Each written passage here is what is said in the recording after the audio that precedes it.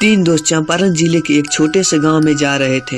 उस गांव का नाम भरपटिया था और उस गांव में जाने के लिए एक सुनसान रास्ते से होकर जाना पड़ता था। इसलिए वह तीनों एक साथ उस गांव में जा रहे थे। क्या गुप्ता जी, कितना टाइम हो चुका है? अरे अभी तो 7 ही बजे हैं।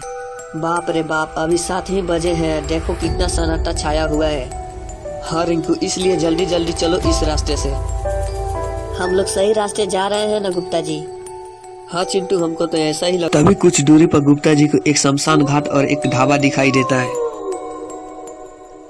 ओ गुप्ता जी, आगे देखिए, वहाँ एक ढाबा है और पास ही में एक शमशान घाट भी है।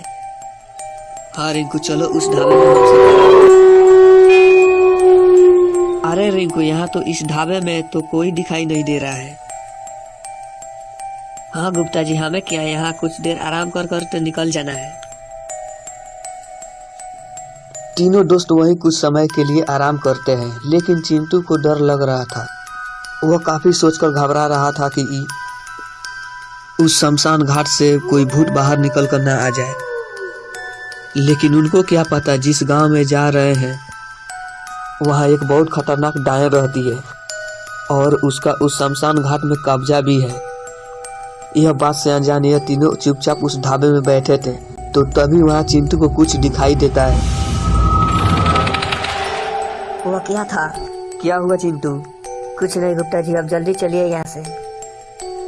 तीनों दोस्त ढाबे से जाने लगते हैं तो वहाँ रिंकू को एक अनजान व्यक्ति दिखाई देता है और वह पूछता है, अरे ओ भाई साहब, भरपटिया गांव जाने का यही रास्ता है क्या? रिंकू को यह सवाल पूछते ही वो आदमी काफी ज्यादा घबरा जाता है और वह बोलता है, अरे तुम तीनों उस गांव में मत जाओ।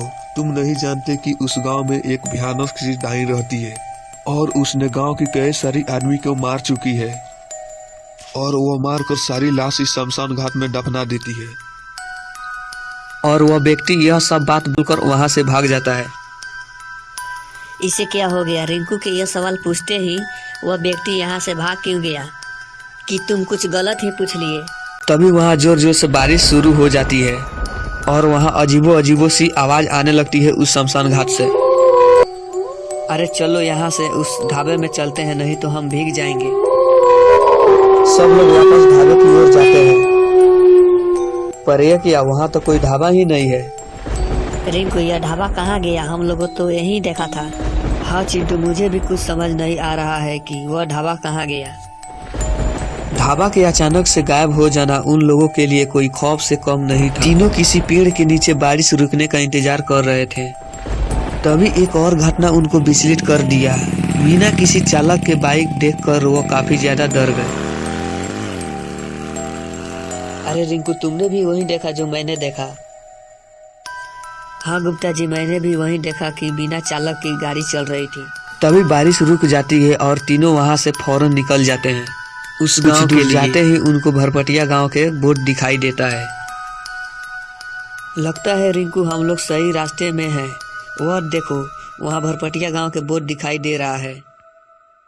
पता नहीं चिंटू को भरपटिया गांव जाना ठीक नहीं लग रहा था। वह मन ही मन सोच रहा था कि तभी एक और घटना चिंटू को हिला डाला। अचानक अपने सामने उन लोगों ने एक बाबा को अपने ओर आते देखा।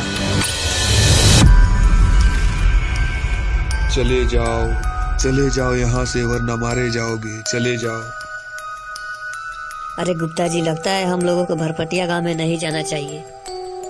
अरे चिंटू, बस अब पहुंच ही जाएंगे। उस ढोंगी बाबा के बातों पर ध्यान मत दो। वह तीनों फिर से उस भरपटिया गांव के लिए निकल पड़ते हैं और जैसे ही वह लोग भरपटिया गांव के बोर्ड को क्रॉस करते हैं, अचानक से हवा तेज हो जाती है। हवा और धूल के वजह से किसी को कुछ नहीं दिखाई दे रहा था। अरे रिंकू, कहाँ हो? हाँ गुप्ता जी, यही है, कुछ दिखाई नहीं दे रही है। हवा इतनी तेज चल रही है कि उड़ ना जाए हम लोग, एक साथ ही रहना। तभी अचानक से हवा शांत हो जाती है। गुप्ता जी, आप ठीक तो हो ना? हाँ मैं ठीक हूँ रिंकू। चिंटू, मेरे बैग से पानी की बोतल निकालो तो। चिंटू, अरे चिंटू कहाँ गया? अरे गुप्ता जी, लगता है चिंटू को कोई भूत वूत उठा ला गया। लगता है उस बाबा का बात सही हो रहा है। आखिर चिंटू कहाँ गया? अब गुप्ता जी क्या करेंगे? क्या ये लोग चिंटू को ढूंढ पाएंगे? देखेंगे पार्ट 2 में।